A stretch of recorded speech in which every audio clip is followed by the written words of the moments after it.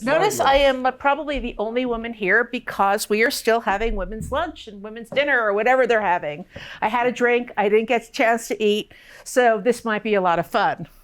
Before I came to Bloomberg, I was writing a book about submarines and spies during the Cold War. I'm trying to get the light out of my eyes.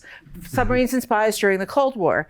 And obviously, I'm used to being in a room full of all men. But the other thing is I found that you guys have a lot in common with submariners. These guys went out to try to prevent a repeat of Pearl Harbor in a nuclear age.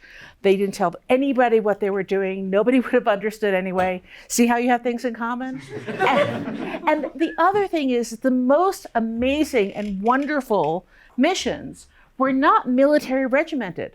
They were from sheer creativity and balls.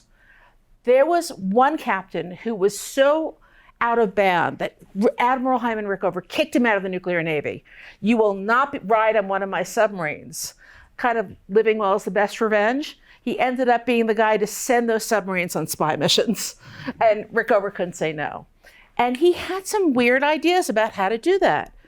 One of the things he was totally fixated on was that there were 3 submarine bases in the Soviet Union separated from the mainland by bodies of water.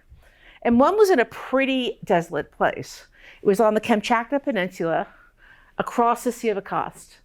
And he just kept thinking the Soviets would absolutely want to have a totally safe way to communicate. They knew we were listening in any way we could, and they would demand, he felt, a hardwired telephone cable under the water. And we had this one submarine that had been outfitted to just do what was known as special operations. Rickover hated it, but he had no control.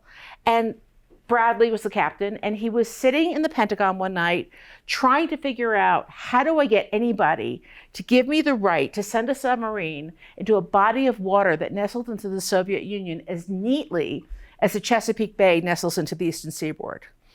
And he was just daydreaming, really. And he remembered that as a kid, he lived along the Mississippi River, and his mother used to drag him on riverboat rides just to escape the summer heat. And he was so bored. So he'd go up to the pilot house, hang out with the captain, and watch the shore. And there were boats, and there were fields, and there were beaches, and there were signs that said, "Cable crossing, do not anchor."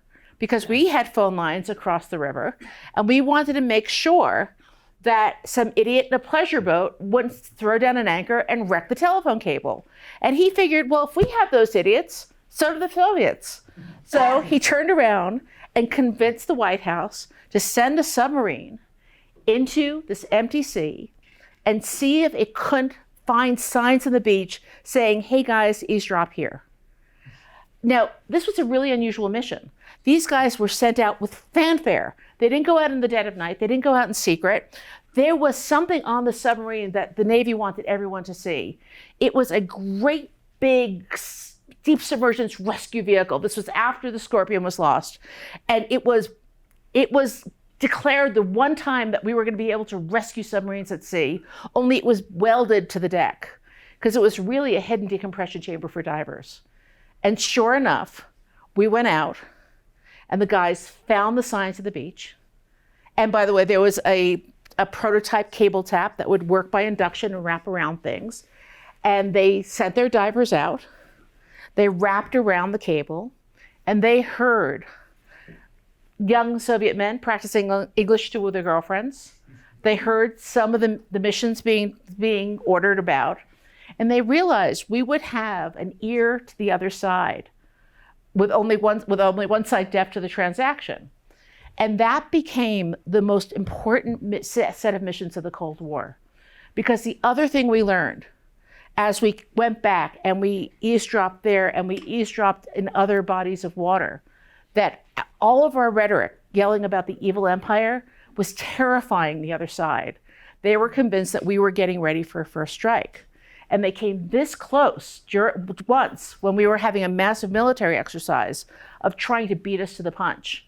And the minute we heard how bad things were, that's when everybody came out and started shaking hands. The end of the Cold War, we thought we were going to find people who risked the war they were trying to prevent. These guys, by eavesdropping, realized we had more in common with the other side, and we really needed to stop it. So this is what I did before I came to Bloomberg and before I came to software. And if you want to know more, just read the book.